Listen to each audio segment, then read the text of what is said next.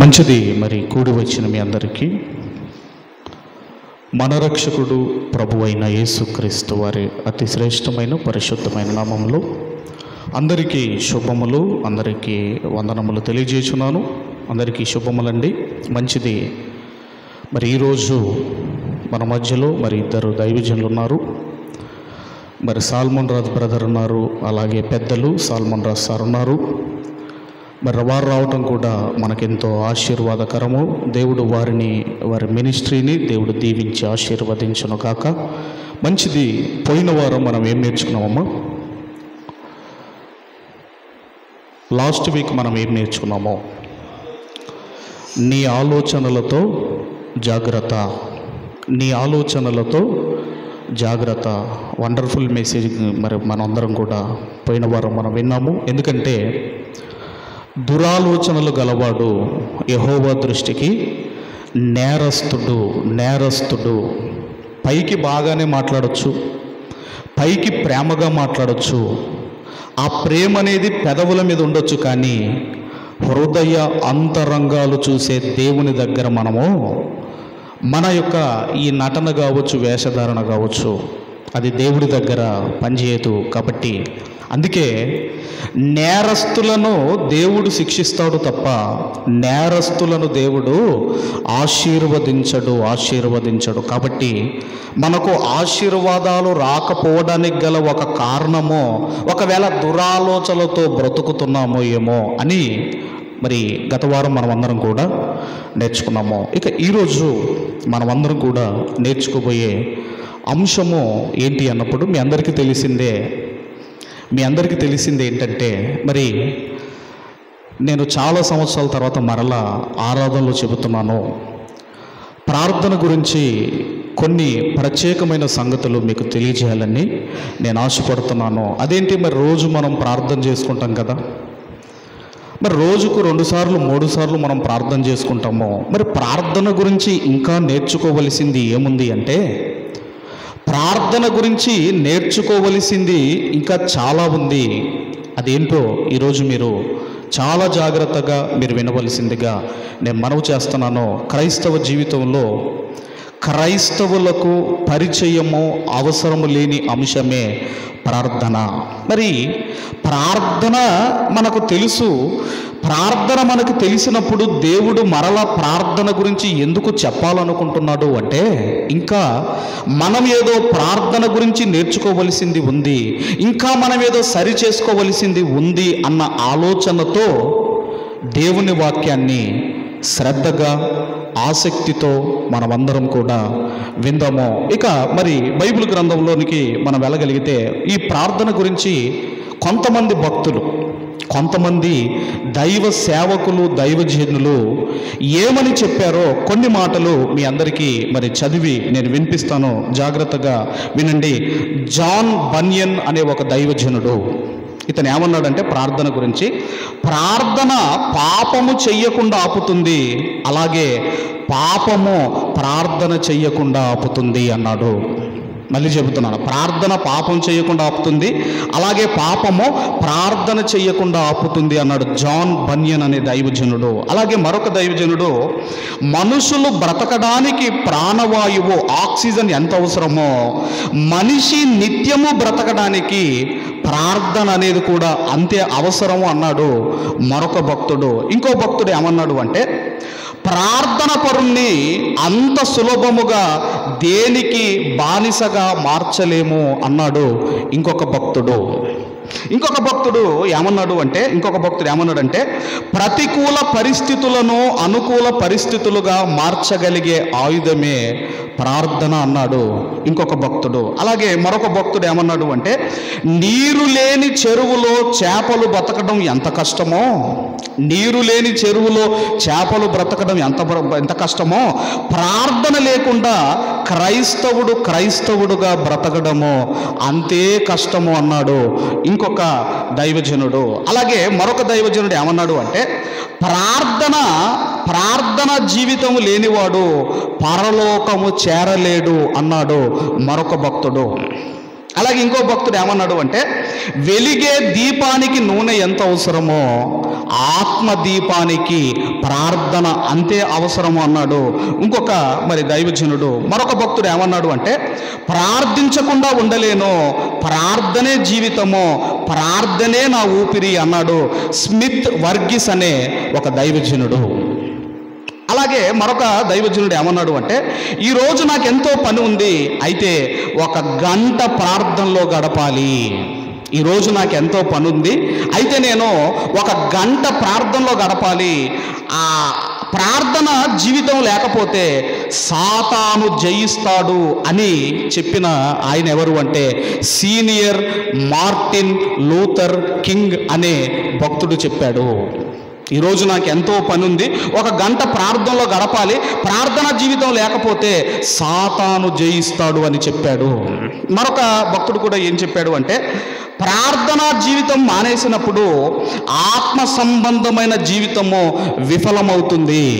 ప్రార్థన జీవితం మానేసినప్పుడు ఆత్మ సంబంధమైన జీవితం విఫలమవుతుంది. అప్పుడు ఉపయోగకరముగా ఉండడానికి ఉద్దేశించిన ప్రాపంచిక విషయాలు బాధ కలిగించేవిగాను వినాశనము కలిగించేవిగాను అవుతాయి అన్నాడు గొప్ప దైవజనుడు సాధు సుందర్ సింగ్ గారు. అలాగే ఇంకొక భక్తుడు ఏమన్నాడంటే, ఈరోజు ఎలా గడిచింది అన్నది ముఖ్యం కాదు, ఈరోజు ఎంత ప్రార్థన చేశావు అన్నది ప్రాముఖ్యము అన్నాడు మరొక భక్తుడు. అలాగే ప్రార్థనలో విఫలమైనప్పుడు మిగతా అన్ని విషయములలో విఫలమవుతాము అన్నాడు మరొక దైవజనుడు. చివరిగా ఇంకో దైవజనుడు ఏమన్నాడంటే, ఏ వ్యక్తి అయితే ఎక్కువగా ప్రార్థిస్తాడో, బైబిల్ చదువుతాడో, పరిచర్యలో ఉంటాడో, ఆ వ్యక్తి దేవుని కోసము మనుషుల కోసము గొప్ప కార్యాలు చేస్తాడు అన్నాడు మరొక దైవజనుడు. ఇలా చెప్పుకుంటూ వెళితే ఎన్నో గొప్ప పలుకులు ప్రార్థన మీద దైవజనులు భక్తులు చెప్పిన మాటలు చాలా ఉన్నాయి. అయితే జ్ఞానులు పాపం చేయొచ్చు, జ్ఞానులు పాపం చేయొచ్చు, వాక్యం తెలిసిన వారు వాక్యం నేర్చుకున్నవారు పాపం చేయొచ్చు. కానీ ప్రార్థన పరులు వాళ్ళు పాపం చేయరటండి, పాపము చేయలేరటండి. మరి నిజంగా జ్ఞానులు పాపం చేస్తారంటే జ్ఞానం నేర్చుకున్నవాడైనా పాపం చేయొచ్చు. మీ అందరికీ తెలుసు ఆదాము గారు జ్ఞాని అయినా, మనందరికీ తెలుసు సొలొమోను మహారాజు జ్ఞాని అయినా. ఇప్పుడు ఆదాము గారు ఎంత జ్ఞానవంతుడంటే ఆదాము గారండి తన దగ్గరికి వచ్చిన జీవరాశులన్నింటికి పేరు పెట్టినవాడు. మరి ఇంతకీ ఎన్ని జీవరాశులు ఉన్నాయి? ఎన్నున్నాయండి? సైన్స్ ఏం చెబుతుందంటే ఎన్ని జీవరాశులు ఉన్నాయంటే 84 లక్షల జీవరాశులు ఉన్నాయి. ఎన్నున్నాయండి? 84 లక్షల జీవరాశులకు నామకరణం చేసిన జ్ఞానవంతుడే ఆదాము గారు. అలాగే ఆయనను గాఢ నిద్రలోనికి తీసుకొని వెళ్ళి ఆ తర్వాత ఆయన పక్కటెంపుకను తీసి అవ్వను చేసి ఆయన దగ్గరికి తీసుకొని వెళ్ళినప్పుడు ఆయన అన్నమాట, నా ఎముకలలో ఎముక, నా మాంసంలో మాంసమా, నీవు నరునిలో నుండి తీయబడినవు గనక నీవు నారి అనబడదు అని చూడకుండా చెప్పిన వాడే ఆదాము గారు. మరి అంత జ్ఞానవంతుడు ఏం చేశాడు అంటే పాపము చేశాడు. అది నేనంటుంది కాదు, యోబు గ్రంథంలోకి వెళ్దాం. దయచేసి అందరం కూడా యోబు గ్రంథము, అందరూ కూడా దయచేసి యోబు గ్రంథం త్వరగా 31వ అధ్యాయము, యోబు గ్రంథము 31వ అధ్యాయము 33, 34 వచనాలు త్వరగా చదువుకుందాము. ఆదాము చేసినట్లు నా దోషములు దాచిపెట్టుకొని మహాసమూహమునకు భయపడియు కుటుంబముల తిరస్కారమునకు జడిసియు నేను మౌనముగా ఉండి ద్వారము దాటి బయలు వెళ్ళక రొమ్ములో నా పాపమును కప్పుకొనిన ఎడల పరమనున్న దేవుని దృష్టికి నేను వేషధారి నవ్వుదును. అంటే ఆదాము ఏం చేశాడటండి? అంత జ్ఞానవంతుడు పాపము చేశాడు. అందుకే జ్ఞానము నేర్చుకున్నవాడైనా పాపము చేయొచ్చు, జ్ఞానము నేర్చుకున్నవాడైనా పాపం చేయొచ్చు. ఇక సొలొమోను గారి గురించి మీకు చెప్పనక్కర్లేదు. అతను దేవుణ్ణి వివేచన జ్ఞానం కావాలి అని కోరుకున్న వ్యక్తి అతను. అయితే దేవుడు 2 మార్లు ప్రత్యక్షమయ్యాడండి సొలొమోను గారికి. 2 మార్లు ప్రత్యక్షమయ్యి ఇదిగో నీ జీవితాన్ని సరి చేసుకోమని చెప్పినా సొలొమోను గారు తన జీవితాన్ని సరి చేసుకోలేదు. అందుకే విశ్వాస వీరుల జాబితాలో ఏదైతే హెబ్రీ పత్రిక 11వ అధ్యాయమో ఆ విశ్వాస వీరుల జాబితాలో సొలొమోను గారి పేరు కనబడదు. ఎందుకంటే దేవుడే ప్రత్యక్షమై చెప్పినా సొలొమోను గారు వినలేదండి. అందుకే విశ్వాస వీరుల జాబితాలో సొలొమోను పేరు ఉండదు. తర్వాత మీరు చదువుకోండి. అంటే జ్ఞానులు అయినా, జ్ఞానము నేర్చుకున్నవాడైనా పాపము చేస్తాడేమో, అలాగే వాక్యం తెలిసిన వారైనా, వాక్యం నేర్చుకున్నవాడైనా పాపం చేస్తాడేమో. కానీ ప్రార్థన పరులు వారు అంత సులభముగా వారు పాపము చెయ్యరు. అందుకే పాపము చెయ్యకుండా ఉండాలి అంటే మనందరికీ తెలిసిన కీర్తన 119వ కీర్తన 119వ కీర్తన దయచేసి 11వ వచనాన్ని అందరం చదువుకుందాము. 111వ కీర్తన 19వ కీర్తన 11వ వచనాన్ని దయచేసి అందరం చదువుకుందాము. నీ ఎదుట నేను పాపము చేయకుండునట్లు నా హృదయములో నీ వాక్యము ఉంచుకొని ఉన్నాను. అంటే దేవుని ఎదుట పాపము లేకుండా బ్రతకాలి అంటే ఏముండాలటండి? హృదయములో వాక్యం ఉండాలి. హృదయములో వాక్యం. ఆ హృదయములో ఉన్న వాక్యాన్ని జీవింపజేసేదే ప్రార్థన అనేది ఎలాంటిదంటే వాక్యమును హృదయములో జీవింపజేసేది ప్రార్థన. అందుకే ఒక భక్తుడు అన్నాడు, ఏమన్నాడంటే ఒక వ్యక్తి యొక్క మదిలో వాక్యం ఉండాలటండి. మదిలో వాక్యం ఉండాలి, గదిలో ప్రార్థన ఉండాలి, వీధిలో సాక్ష్యం ఉండాలి అన్నాడు. మళ్ళీ చెబుతున్నాను, మదిలో ఏముండాలంటే మదిలో వాక్యం ఉండాలి, గదిలో ప్రార్థన ఉండాలి, వీధిలో సాక్ష్యం ఉండాలి. నిజమేనండి. మనము పాపము చెయ్యకుండా ఉండాలి అంటే మన మదిలో వాక్యం ఉండాలి, పాపములో పడకుండా ఉండాలి అంటే గదిలో ప్రార్థన ఉండాలి. వీళ్ళు చనిపోయిన తర్వాత నిత్య జీవానికి వెళతారు అని, ఇదిగోనండి అది నిత్య జీవానికి వెళ్ళేవారని తెలియాలి అంటే వీధిలో ఏముండాలి? సాక్ష్యం ఉండాలి. అందుకే అంటున్నాడు భక్తుడు, అంటున్నాడు నీ ఎదుట నేను పాపము చెయ్యకుండున్నట్లు నా హృదయములో వాక్యం ఉంచుకొని ఉన్నాను. అంటే వాక్యమును హృదయములో జీవింపజేసేది ప్రార్థన. ఒక నీతిమంతుడుగా బ్రతకాలి అన్నా అతనికి ఏముండాలో అది కూడా మీరు చూడగలిగితే 1 పేతురు పత్రిక దయచేసి త్వరగా 1 పేతురు పత్రిక 3వ అధ్యాయము 12వ వచనాన్ని అందరము చదువుకుందాం. 3వ అధ్యాయం 12వ వచనం చదవండి. 1 పేతురు పత్రిక చదవమ్మా. ప్రభు కన్నులు నీతిమంతుల మీదను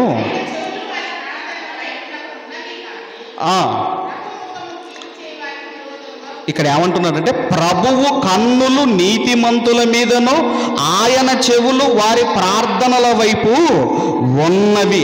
ఆయన కన్నులు వారి ప్రార్థన వైపు ఉన్నవి అంటున్నాడు. అంటే దాని అర్థం ఏంటంటే ఒక నీతిమంతుడుగా బ్రతకాలి అంటే నీవు ప్రార్థన పరుడివిగా ఉండాలి. అందుకేనండి ప్రార్థన మన హృదయాన్ని పరిశుద్ధపరుస్తుంది, మన జీవితాన్ని పవిత్రపరిచేదే ప్రార్థన. అందుకే ఏ స్థలములోనైనా, ఏ సందర్భంలోనైనా, ఏ పరిస్థితుల్లోనైనా చేయదగినది ఏంటంటే ప్రార్థన. ఇక మొదటి పాయింట్ ఏంటంటే నీవు చెయ్యలేనిది నీవు చెయ్యగలిగేటట్లు చేసేదే ఆ సాధనమే ప్రార్థన. మరలా చెబుతున్నాను, నీవు చెయ్యలేనిది మనము చెయ్యగలిగేటట్లు చేసేదే ప్రార్థన. ఇంతకీ ఏంటి అన్నప్పుడు అండి మరలా మనం అందరం కూడా యాకోబు పత్రిక దయచేసి యాకోబు గారు రాసిన పత్రిక 5వ అధ్యాయము యేసుక్రీస్తు వారి సహోదరుడు యాకోబు గారు వ్రాసిన పత్రిక దయచేసి 5వ అధ్యాయము 17వ వచనాన్ని అందరము చదువుదాం. 5:17 చదువుకుందాం. చదవము. ఏలియా మన వంటి స్వభావము గల మనుషుడే. అంటే ఏలియా గారు మనలాంటి వాడే. ఆయనకేదో స్పెషల్ పవర్స్ ఉన్నాయి, ఆయనకేదో శక్తులు ఉన్నాయి అని అనుకోకండి. మన వంటి మనుషుడే, మనలాంటి వాడే. వర్షింపకుండునట్లు అతడు ఆసక్తితో ప్రార్థన చెయ్యగా 3.5 సంవత్సరములు వర్షము భూమి మీద వర్షింపలేదు. అసలు వర్షాన్ని ఆపడం మనుషుల వల్ల అయ్యే పనేనమ్మా? ఒకరోజు మరి మీటింగ్ జరుగుతూ ఉంది. ఒక పెద్ద దైవ సేవకుడు వర్షం కురుస్తూ ఉంటే దానివైపు చూసి ఆయన వర్షాన్ని ఆపుతున్నాడు. ఏమని ఆపుతున్నాడు? I command in the name of Jesus అని ఆపుతూ ఏమంటాడు? సాతానా ఆగిపో అంటున్నాడు. ఏమంటున్నాడమ్మా? సాతానా ఆగిపో అంటున్నాడు. ఇంతకీ వర్షాన్ని కురిపించేది ఎవరు? ఏందమ్మా? కనీసం మీకున్న జ్ఞానమైన వర్షాన్ని కురిపించేది ఎవరండి? అమ్మ దేవుడేనా? ఏమన్నా డౌట్ ఉందా? ఎందుకైనా మంచిది రాసుకోండి. అపోస్తుల కార్యం 14వ అధ్యాయంలో, మళ్ళీ ఇక్కడికి వద్దాం దయచేసి, త్వరగా ఇక్కడికి వద్దాం. అపోస్తుల కార్యములు 14వ అధ్యాయం 17వ వచనం. 14:17 ఆయన ఆకాశము నుండి మీకు వర్షమును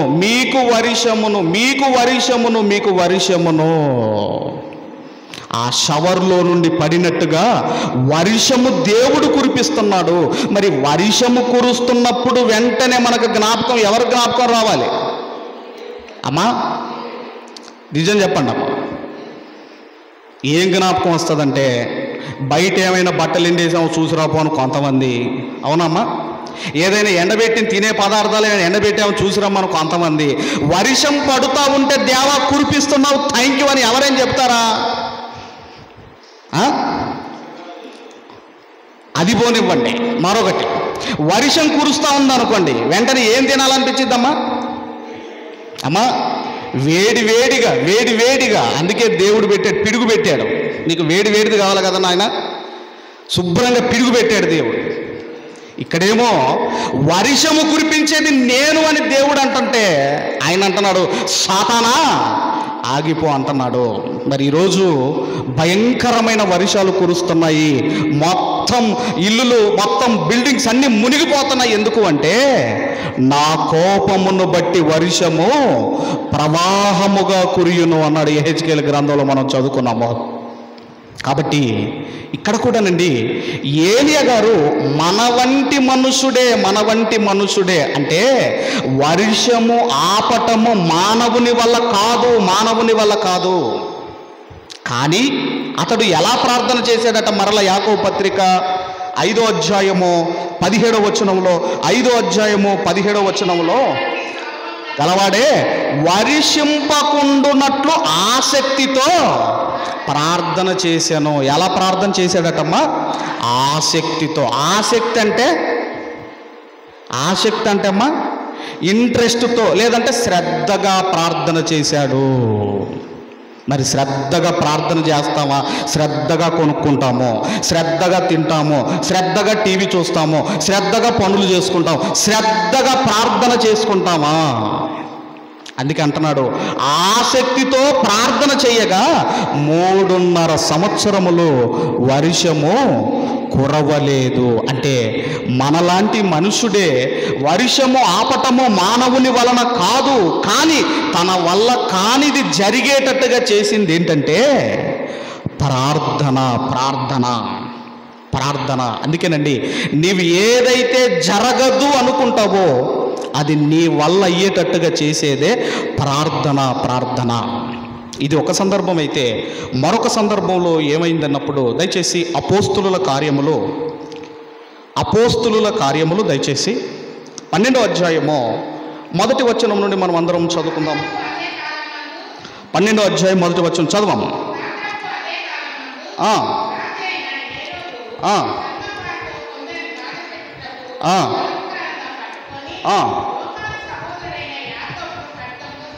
చాలమ్మా. ఇక్కడ మనం చూడగలిగితే ఈ హేరోదు ఏం చేస్తున్నాడు అన్నప్పుడండి, సంఘము వారిని బాధ పెడుతున్నాడు. సంఘపు వారిని బాధ పెడుతున్నాడు. ఎందుకు బాధ పెడుతున్నాడు? సంఘములో ఉన్న వారిని ఎందుకు బాధ పెడుతున్నాడు అంటే, ఆ రాజకీయ నాయకుడి ఓట్లు కావాలి. ఏం కావాలండి అంటే, ఎవరికి హాని చేస్తే, ఎవరిని చంపితే నాకు ఓట్లు పడతాయో అని ఏం చేస్తున్నాడు అంటే, సంఘము వారిని బాధ పెడుతున్నాడు. యాకోబు గారిని ఖడ్గము చేత చంపించాడు. ఎందుకు అంటే, చదువమ్మ 3వ వచనంలో, చంపించెను, ఇది యూదులకు ఇష్టమైన కార్యమని తెలుసుకొని. ఏంటిది యూదులకు ఇష్టమైన కార్యము? సంఘమును బాధ పెట్టడం, సంఘమును హింసించడము. ఇది ఎవరికి ఇష్టమైన కార్యం అండి? యూదులకు ఇష్టమైన కార్యం అని తెలుసుకొని పేతురును కూడా పట్టుకొనేను. ఆ దినపు పులియని రొట్టెల పండుగ దినములు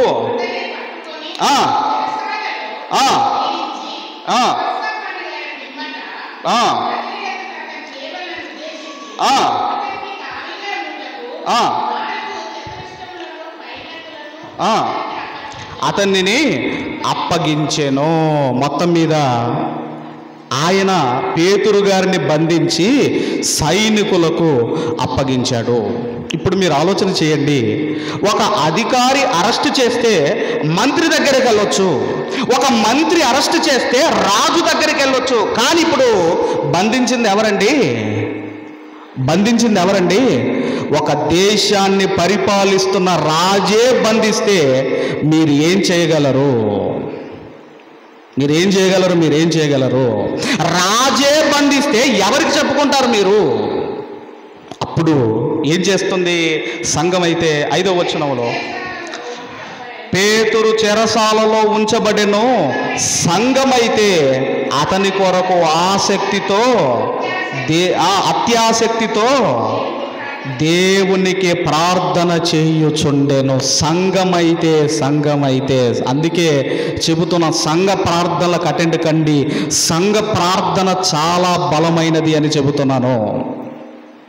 సంఘమైతే అతని కొరకు అత్యాశక్తితో ప్రార్థన చేయుచుండెను.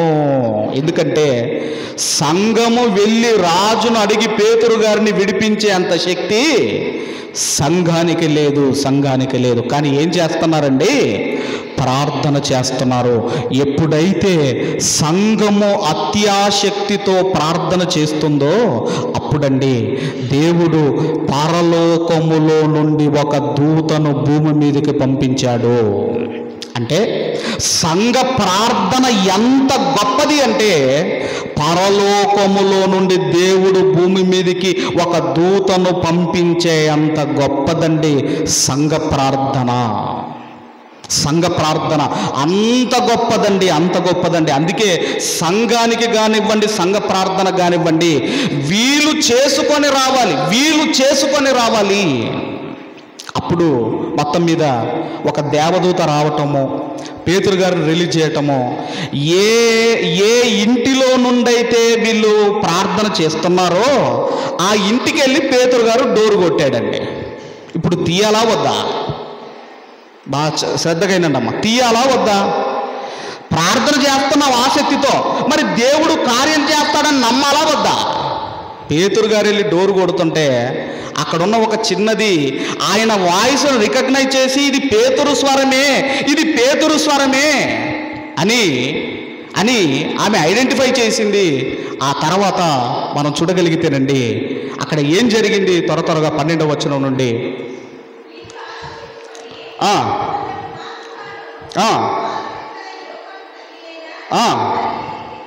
వచ్చెను. అక్కడ అనేకులు ప్రార్థన చేయుచుండిరి. అతడు తలవాకిటికి తలుపు తట్టుచుండగా రోదె అనే చిన్నది ఆలకించుటకు వచ్చెను. ఆమె పేతురు స్వరము గుర్తుపట్టి సంతోషము చేత తలుపు తీయక లోపలికి పరిగెత్తుకొని పోయి పేతురు తలుపు దగ్గర నిలుచుచున్నాడని తెలిపాను. అంటే కొంతమందికి ప్రార్థన చేస్తారు కానీ అది దేవుడు ఇస్తాడు అన్న విశ్వాసం ఉండదండి. ఏమో ప్రార్థన చేస్తున్నాను అంటాం కానీ దేవుడు ఇస్తాడు అన్న విశ్వాసము ఉండదు. ఇప్పుడు మరి సంఘం ప్రార్థన చేసినప్పుడు దేవుడు ఏదో కార్యం చేస్తాడని సంఘం విశ్వసించాలా వద్దా? అప్పుడు పేతురు స్వరం గుర్తుపట్టిన అమ్మాయిని ఏమంటున్నారో మీరు చూడండి, ఏమంటున్నారో చూడండి. చదవమ్మా. అందుకు వారు, నీవు పిచ్చిదానివనిరి, అయితే తాను చెప్పినదే నిజమని దృఢముగా చెప్పినప్పుడు వారు అతని దూత అని నమ్మిరి. అంటే వీళ్ళకి ఏమి లేదమ్మా, విశ్వాసము లేదు. ప్రార్థన అయితే చేస్తున్నారు కానీ విశ్వాసం లేదు. అప్పుడు కూడా మనం ఏమీ పొందుకోలేము. ఎందుకంటే మనము దేని కొరకైతే ప్రార్థిస్తున్నామో అది దేవుడు ఇస్తాడని మీరు విశ్వసించాలట. ఆ మాట ఎవరన్నారు? మళ్ళీ ఇక్కడికి వద్దాం. యాకోబు పత్రిక దయచేసి మొదటి అధ్యాయము 6వ వచనాన్ని చదువుకుందాం. యాకోబు పత్రిక మొదటి అధ్యాయము 6వ వచనము. మొదటి అధ్యాయము 6వ వచనము. అయితే అతడు ఏమాత్రమును సందేహింపక విశ్వాసముతో అడగవలెను. సందేహించువాడు గాలి చేత రేపబడి ఎగరిపడు సముద్ర తరంగములను పోలియుండును. ఇక్కడ ఏమంటున్నాడంటేనండి, అయితే అతడు ఏమాత్రము సందేహింపక విశ్వాసముతో అడగవలెను. ఇప్పుడు మనందరం విశ్వాసులమా కాదా? గట్టిగా చెప్పండి. అందరం విశ్వాసులమేనా? విశ్వాసులమే. మరి మన అందరికి విశ్వాసం ఉంటుందా ఉండదా? ఏంటమ్మా? అందరం విశ్వాసులమే. మరి అందరికి విశ్వాసం ఉంటుందా ఉండదా? మరి విశ్వాసంలో విశ్వాసం ఉండాలి కదా. మరి మళ్ళీ ఏమంటున్నాడు? విశ్వాసముతో అడగవలెను. విశ్వాసముతో అడగవలను ఎందుకు అంటున్నాడు అంటే, ఎందుకంటే విశ్వాసులలో ఉండే విశ్వాసం ఎలాంటిదంటేనండి, మనకున్న విశ్వాసం ఎలా ఉంటుందంటే చెప్తానండి. ఎలా ఉంటుందంటే, ఎవరికైనా కడుపు నొప్పి వచ్చింది అనుకోండి, వెంటనే మనం ఏమంటామంటే టాబ్లెట్లు వేసుకో తగ్గిపోయింది అంటామా? అంటాం. ఒకవేళ అదే కడుపు నొప్పి మనకు వచ్చింది అనుకోండి, వెంటనే హాస్పిటల్కి పరిగెత్తుతాం. అర్థమైందా? ఆయనకు వస్తేనేమో టాబ్లెట్లు వేసుకోమంటున్నాము, మనకు వచ్చింది అనుకోండి వెంటనే హాస్పిటల్కి పరిగెత్తుతాము. మరి ఇదేం విశ్వాసము అంటే, క్రియలు లేని విశ్వాసము. ఇదిగోనండి ఆ విశ్వాసం. అందుకే అంటున్నాడు, మీరు ప్రార్థించేటప్పుడు విశ్వాసముతో అడగవలెను. ఒక ప్రాంతంలో గత కొన్ని రోజులుగా కర్ఫీ జరుగుతూ ఉందటండి. అప్పటికి 20 రోజులు అయిందంట. 20 రోజులైంది. ఒక ఇంట్లో ఒక అమ్మమ్మ మనమడు ఇద్దరున్నారు. వారి దగ్గర ఉన్న ఆహార పదార్థాలు అన్నీ తిన్నారు. బయటికి వెళ్ళే పరిస్థితి లేదు. అప్పుడు ఆహారం లేక 3 రోజులు అవుతుంది. మనవడేమో అమ్మమ్మతో, అమ్మమ్మ ఆకలి ఆకలి ఆకలి అని కేకలు వేస్తున్నాడు. అప్పుడు అమ్మమ్మ అన్నది, మనము ప్రార్థన చేద్దాము. ఒకరోజు ప్రార్థించినప్పుడు, ఇదిగో ఏలియా గారు ప్రార్థన చేసినప్పుడు కాకులు ఆహారాన్ని తీసుకొని వచ్చాయి. ఏం తీసుకొని వచ్చాయండి? కాకులు ఆహారాన్ని తీసుకొని వచ్చాయి. ఇప్పుడు 3 రోజుల నుంచి మనకు ఆహారం లేదు, మనం కూడా ప్రార్థనలో గడుపుదాము అని ఇదిగోనండి మనవనికి చెప్పింది. ఇక ప్రార్థన కూర్చునే ముందు ఆ మనవడు ఏం చేశాడంటే, విండో దగ్గరికి వెళ్ళి విండో ఓపెన్ చేశాడు. విండో ఓపెన్ చేసరికి అక్కడ పోలీస్ ఆయన ఉన్నాడు. ఎవరున్నారమ్మ అక్కడ? పోలీస్ ఆయన ఉన్నాడు. అప్పుడు ఆయన అన్నాడు, కర్ఫ్యూ జరుగుతూ ఉంది, డోర్ క్లోజ్ చేయి, విండో క్లోజ్ చేయమని ఆయన అన్నాడు. లేదు సార్, మేము 3 రోజుల నుంచి మాకు అన్నం లేదు, బాగా ఆకలి వేస్తూ ఉంది. మా అమ్మమ్మకి చెబితేనేమో ఇదిగో ఏలియా ప్రార్థన చేసినప్పుడు కాకులు ఆహారాన్ని తీసుకొని వచ్చాయట. ఇప్పుడు మేము కూడా ప్రార్థన చేయడానికి వెళుతున్నాము, మరి కాకులు రావాలి అంటే కిటికీ ఓపెన్ ఉండాలి కదా అన్నాడట. ఎంత విశ్వాసమో చూడండి. కాకులు రావాలి అంటే కిటికీ ఓపెన్ ఉండాలి కదా అన్నాడట. అసలు ఏలియా గారు ఎలా నమ్మాడమ్మా మీరు ఆలోచించండి.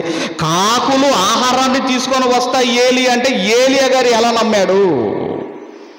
ఎవరైనా మన ఇంటికి వచ్చారనుకోండి, మన హాస్పిటల్ ఎక్కడైనా ఉన్నారు, మన ఇంటికి వచ్చారు అంటే పలానా హాస్పిటల్లో చెప్పిన తర్వాత మా కుక్కతో టిఫిన్ పంపిస్తా వెళ్ళండి అంటే నమ్ముతారమ్మా?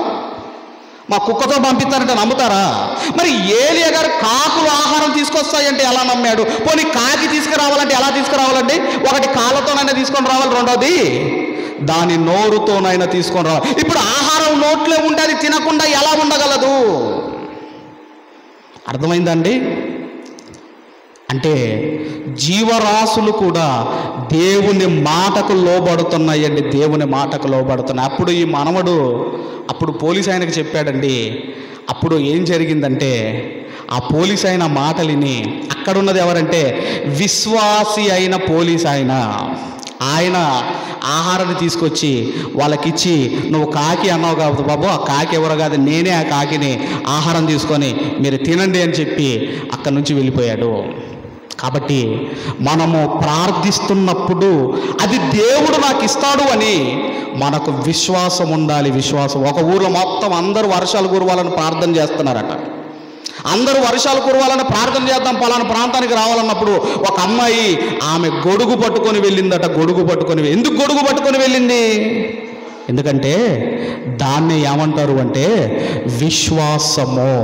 ఇదిగో దేని కొరకైతే మీరు ప్రార్థిస్తున్నారో అది దేవుడు నాకు ఖచ్చితంగా ఇస్తాడు అన్న విశ్వాసంతో మనం ప్రార్థన చేయాలి. ఒకవేళ భర్త మారాలని ప్రార్థన చేస్తున్నామా, మారిపోయిన భర్త నీకు కనపడాలి, నీకు కనపడాలి. అదే విశ్వాసముతో ప్రార్థన చేయటము. అందుకేనండి ఇక్కడ ఏమంటున్నాడు అంటే, ఇదిగోనండి విశ్వాసముతో ప్రార్థన చేయాలి. ప్రార్థిస్తున్నప్పుడు ఏదైతే దేవుడు మనల్ని అడుగుతున్నామో అది నాకు ఇస్తాడు అన్న ఆ విశ్వాసం ఉండాలి, విశ్వాసం ఉండాలి. కాబట్టి సంఘం అంతా కూడా ఎప్పుడైతే పేతురు గారి కొరకు ప్రార్థన చేసిందో అప్పుడు దేవుడు పరలోకంలో నుండి ఒక దూతను పంపించాడు. మరి ఇప్పటివరకు మనం విన్నామో, ఇంకా మనము చూడగలిగితే చివరిగా యేసుక్రీస్తు వారి ప్రార్థన జీవితాన్ని త్వరగా మరి చెప్పేసి నేను ముగించే ప్రయత్నం చేస్తాను. యేసుక్రీస్తు వారి ప్రార్థనా జీవితము ఎలా ఉందో త్వరగా కొన్ని మాటలు చెప్పి మనము ముందుకు వెళదాము. యేసుక్రీస్తు వారండి, ఆయన సేవ ప్రార్థనతో ప్రారంభించి ప్రార్థనతో ముగించాడు. యేసుక్రీస్తు వారు మన రక్షకుడు, మహనీయుడైన యేసుక్రీస్తు వారు, లోకరక్షకుడైన యేసుక్రీస్తు వారు ప్రార్థనతో పరిచర్య ప్రారంభించి ప్రార్థనతో ఆయన ముగించాడు. మీ అందరికీ తెలుసు, ఎప్పుడైతే బ్యాప్టిజం తీసుకున్నాడో, బ్యాప్టిజం తీసుకున్న వెంటనే ఆయన ఎక్కడికి వెళ్ళాడండి? అరణ్యంలోనికి వెళ్ళాడు. అరణ్యంలోనికి వెళ్ళి 40 దినములు ఉపవాసముండి ప్రార్థనలో గడిపాడు. 40 దినములు ఉపవాసముండి ప్రార్థనలో గడిపాడు. ఎందుకంటే ఒక సేవకుడు లేదా ఒక వాక్యం నేర్చుకున్న వ్యక్తి కావచ్చు, ఒక వాక్యం ప్రకటిస్తున్న వ్యక్తి కావచ్చు, ఆ వాక్కులు ఫలించాలి అంటే ఇదిగోనండి ప్రార్థన ఉండాలి. ఇక ఆయన సేవకు రావడానికి ముందు ప్రార్థన చేశాడు, తర్వాత సేవ ముగించే ముందు కూడా ఆయన ప్రార్థన చేశాడు. ఇంతకుముందు ఉపవాసం గురించి మత్తయి సువార్తలో, లూకా సువార్తలో ఉంది. ఇక ఆయన చివరిగా ముగింపు కూడా మీరు చూడగలిగితే మత్తయి సువార్త అందరం కూడా దయచేసి మత్తయి సువార్త 26వ అధ్యాయము 36వ వచనాన్ని మనమందరము కూడా చదువుకుందాము. 26-36 చదవాము. అంతటా యేసు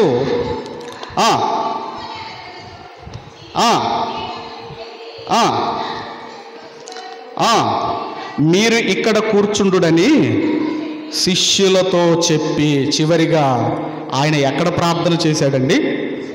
గెత్సేమనే తోటలో ఆయన ప్రార్థన, అంటే ఉపవాసముండి ప్రార్థనలో గడిపి పరిచర్య ప్రారంభించాడు. అలాగే గెత్సేమనే తోటలో ప్రార్థనతో పరిచర్యను యేసుక్రీస్తు వారు ముగించాడు. ఎందుకంటే మనము చెబుతున్న ఈ వాక్యము ఫలించాలి అంటే, వాక్యం దేంతో పోల్చాడంటే అండి, ఒక విత్తనము ఫలించాలి అంటే దానికి నీరు కావాలి. అది నీరుంటేనే ఫలిస్తుంది అన్నది ఎంత నిజమో, వాక్యం అనే విత్తనాలు ఫలించాలి అంటే ప్రార్థన అనే నీరు ఉండాలి. ప్రార్థన. అందుకే యేసుక్రీస్తు వారు ఎప్పుడు కూడా చూడండి, ప్రార్థన చెయ్యకుండా ఆయన ఎప్పుడు కూడా సువార్త ప్రకటించలేదు ఆయన. మరి ఇక యేసుక్రీస్తు వారి జీవితంలోనికి త్వరగా మనం వెళ్ళగలిగితే, మరి ప్రార్థన చేయాలా, మరి వాక్యం చదవద్దంటే రెండు బ్యాలెన్స్డ్గా ఉండాలి. రెండు ఏముండాలండి? ఇటు ప్రార్థన చేయటం కానివ్వండి, ఇటు ప్రార్థన ఇటు బైబిల్ గ్రంథం చదవటం కానివ్వండి, ఈ రెండు కూడా బ్యాలెన్స్డ్గా ఉండాలి. ఒక పక్షి ఆకాశంలోనికి ఎగరాలి అంటే రెండు రెక్కలు ఉండాలి. ఒక రెక్క ప్రార్థన అయితే ఒక రెక్క బైబిల్ చదవటం. ఇక త్వరగా యేసుక్రీస్తు వారి ప్రార్థన జీవితం గురించి మీరు త్వరగా చూడగలిగితే, ముందుగా మార్క్స్ వార్త త్వరగానండి. మార్క్స్ వార్త 1వ అధ్యాయము 35వ వచనాన్ని మనం అందరం కూడా చదువుకుందాం. 35వ వచనం చదువురమ్మా. ఆయన పెందల కడనే లేచి ఇంకను చాలా చీకటి ఉండగానే బయలుదేరి అరణ్య ప్రదేశమునకు వెళ్ళి అక్కడ ప్రార్థన చేయుచుండెను. యేసుక్రీస్తు వారు ఎప్పుడు లేచేవారటమ్మా? చెప్పాలమ్మా. అమ్మా, అలారం పెట్టుకొని లేచేవాళ్ళు ఎంతమంది అమ్మా? అలారం పెట్టుకుంటామా ప్రార్థన చేయాలని? పెట్టుకొని లేస్తాం కదా. అలారం అది మోగి అదన్నా ఆగిపోవాలి. కానీ అంటున్నాడు పెందల కడ అంటే ఇంకనూ చాలా చీకటిగానే ఉండగానే బయలుదేరి అరణ్య ప్రదేశమునకు వెళ్ళి అక్కడ ప్రార్థన చేయుచుండెను. అంటే యేసుక్రీస్తు వారి జీవితంలో, మహనీయుడైన యేసుక్రీస్తు వారి జీవితంలో, లోకరక్షకుడైన యేసుక్రీస్తు వారి జీవితంలో పెందల కాడ ప్రార్థనా జీవితం ఉన్నది. ఒక క్రైస్తవులారా, మరి మీరు ఏ టైం లేచి ప్రార్థన చేస్తున్నారు? ఒక తండ్రి బైబిల్ గ్రంథంలో ఆయన అరుణోదయమున లేచి పిల్లల కొరకు మొరపెట్టాడు అని మనం చదువుకుంటాము. యోబు భక్తుడు అరుణోదయమున లేచి పిల్లల కొరకు మొరపెట్టాడు. అలాగే ఒక ఇర్మియా గారు కావచ్చు, భక్తులందరూ కూడానండి పెందల కడనే లేచి దేవునికి మొరపెట్టారు. ఒక ఇర్మియా గారు అయితేనండి 23 సంవత్సరాలు పెందల కడనే లేచి నేను ప్రకటించుతూ వచ్చాను. 23 సంవత్సరాలు. అందుకేనండి ఎంతమంది పెందల కడనే లేచి వేకువ దేవుణ్ణి ఎంతమంది వేడుకుంటున్నారు? యేసుక్రీస్తు వారికే పెందల కడ ప్రార్థనా జీవితం అవసరమైతే మనకెంత అవసరం మీరు శ్రద్ధగా వినండి. మనకెంత అవసరమో మీరు ఆలోచించండి. యేసుక్రీస్తు వారి జీవితంలో పెందల కడ లేచి ప్రార్థన చేసే అలవాటు యేసుక్రీస్తు వారికి ఉంది. అలాగే మార్క్స్ వార్త 6వ అధ్యాయము 46వ వచనము 47వ వచనము మనమందరము చదువుకుందాము. ఆయన వారికి వేడుకొలిపి ప్రార్థన చేయుటకు కొండకు వెళ్ళెను. సాయంకాలం అయినప్పుడు చాలండి. ఇక్కడ మీరు చూడగలిగితే యేసుక్రీస్తు వారి జీవితంలో సాయంకాలపు ప్రార్థనా జీవితం కూడా యేసుక్రీస్తు వారి జీవితంలో ఉంది. ఏముందండి? సాయంకాలం ప్రార్థన చేసే అలవాటు ఎవరికి ఉందండి? యేసుక్రీస్తు వారికి ఉంది. మనకి ఎంతమందికి ఉందమ్మా సాయంకాలం ప్రార్థన చేసే అలవాటు? సాయంత్రం అయిందంటే స్నాక్స్ కావాలి, అవునా కాదమ్మా? సాయంత్రం అయిందంటే టీ కావాలి. కానీ సాయంకాలము ప్రార్థన చేసే అలవాటు యేసుక్రీస్తు వారు పెందల కడ చేస్తున్నాడు, సాయంత్రం చేస్తున్నాడు. అలాగే మత్తయి సువార్త 14వ అధ్యాయము 23వ వచనాన్ని మనం అందరం కూడా చదువుకుందాము. 23వ వచనము చదవమ్మా. ఆయన జన సమూహములను పంపివేసి ప్రార్థన చేయుటకు ఏకాంతముగా కొండ ఎక్కిపోయి సాయంకాలమైనప్పుడు ఒంటరిగా ఉండేను. అంటే యేసుక్రీస్తు వారి జీవితంలో వ్యక్తిగత ప్రార్థన జీవితం కలిగి ఉన్నాడు. ఒంటరిగా ప్రార్థన చేసుకోవటము. వ్యక్తిగత ప్రార్థన జీవితం, ఒంటరిగా ప్రార్థన చేసుకునే అలవాటు మన ప్రభు అయిన యేసుక్రీస్తు వరకు పెందల కడలేస్తున్నాడు, సాయంత్రం చేసుకుంటున్నాడు. అలాగే ఒంటరి ప్రార్థన. అందుకేనండి ఆయన ప్రార్థన చేయకుండా ఎప్పుడు కూడా ఆయన సువార్తకు వెళ్ళలేదు. తర్వాత లూకాసు వార్త 5వ అధ్యాయము, లూకాసు వార్త 5వ అధ్యాయము 16వ వచనాన్ని చదువుకుందాం. 5వ అధ్యాయము 16వ వచనం, 5వ అధ్యాయం 16వ వచనం. ఆయన ప్రార్థన చేయుటకు అరణ్యములోనికి వెళ్ళుచుండెను అంటే యేసుక్రీస్తు వారి జీవితంలో ఉపవాస ప్రార్థన కూడా ఆయన చేస్తున్నాడు. ఉపవాస ప్రార్థన ఆయన ఉపవాస ప్రార్థన కూడా చేస్తున్నాడు. అరణ్యంలోనికి వెళ్ళుచుండెను అని మనము చదువుకుంటున్నాము. తర్వాత మనం చూడగలిగితే అలాగే మత్తయి వార్త 26వ అధ్యాయము, మత్తయి వార్త 26వ అధ్యాయము ఇంతకుముందు 40 నుంచి 44 వరకు మనము చదువుకున్నాము. వచ్చి వారు నిద్రించుట చూచి, ఒక గడి అయినను నాతో కూడా మేలుకొని ఉండలేరా? మీరు శోధనలో ప్రవేశింపకుండానట్లు మెలకువగా ఉండి ప్రార్థన చేయుడి. ఆత్మ సిద్ధమే గాని శరీరము బలహీనమని పేతురుతో చెప్పి మరలా 2వ మారు వెళ్ళి, నా తండ్రి